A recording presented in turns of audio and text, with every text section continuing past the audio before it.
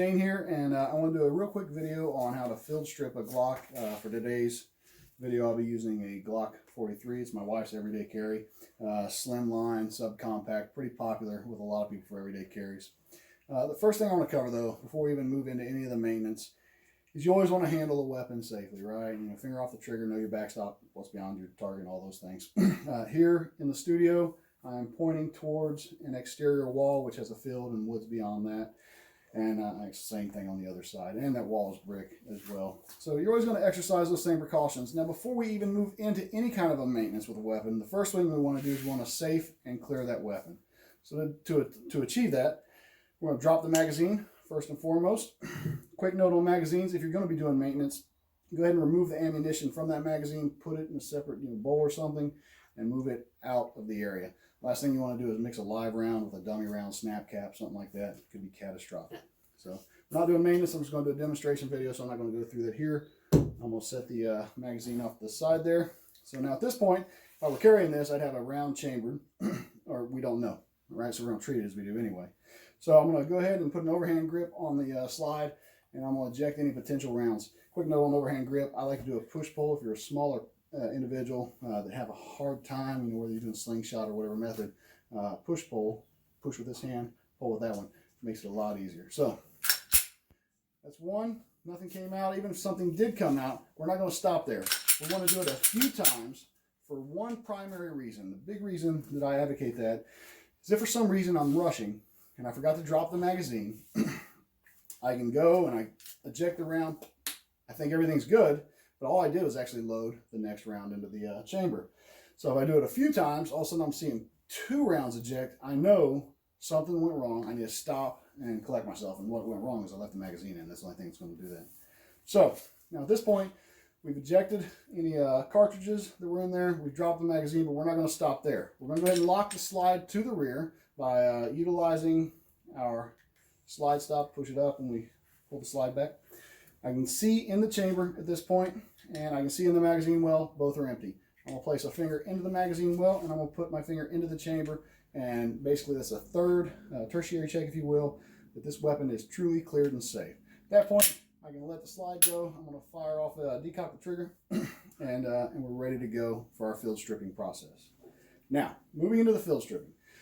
Very, very simple procedure. But there's a few steps that hopefully I can show you that'll make it easier for you. If you notice right above our trigger guard here, we have a little toggle switch, and you're going to push that down, and you have it on both sides of the weapon, so you're going to kind of push it down like that. I found the easiest way to do this, the most coordinated way for me, is to flip the weapon upside down. In addition to pushing that down, you want to have a little rearward pressure on your slide at the same time. So what I do is I flip it upside down, I do an overhand grip, place the web of my hand into the beaver tail right here, and I just grab the slide with my fingers, and I actually got my middle finger right there on the sight, the rear sight. And at this point, I can move that slide pretty well. So I'm going to just put a little rearward tension, and I can just pull down on those slide release. Extremely easy. Let go, slide it right off. We'll set the polymer frame to the side, and now all I have are these last few components here. So we're going to remove first the recoil assembly spring. Right here, recoil spring assembly, sorry. And we'll set it to the side. Now I have the bolt and the slide left. The way I like to remove the bolt on these, I find the easiest, I just push my index finger up into the ejection port, and it's just going to lift it right up and easy. Pull it out, set it down, and then we have the slide. And at this point, we have field stripped the Glock 43 and all the other Glocks as well. So now to reassemble. It's pretty much the same thing in reverse. I'm going to take the bolt and kind of put it in with a forward motion and just kind of drop it in there.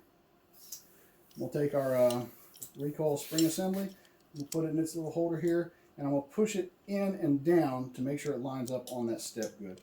Quick note, you have 2 ledges on that step, and you can actually get it to lock in, depending on how tight the weapon is, on that top step. That's not correct.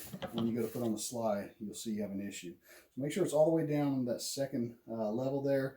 It should be kind of level across. If it's on that top one, you'll see it's kind of pointing up. It might be hard to see on the camera.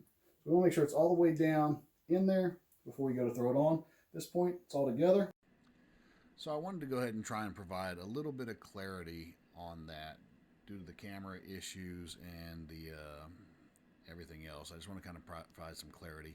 There are 2 steps in there that you want to get the rod on. Ultimately, once it's seated and in the firearm, the rod will rest on the top part of that.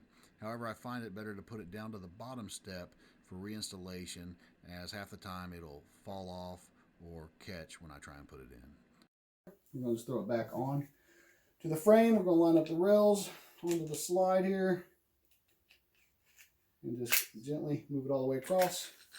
Run it through a rack there, cycle it, and we will fire it off. And she is now back in her initial condition.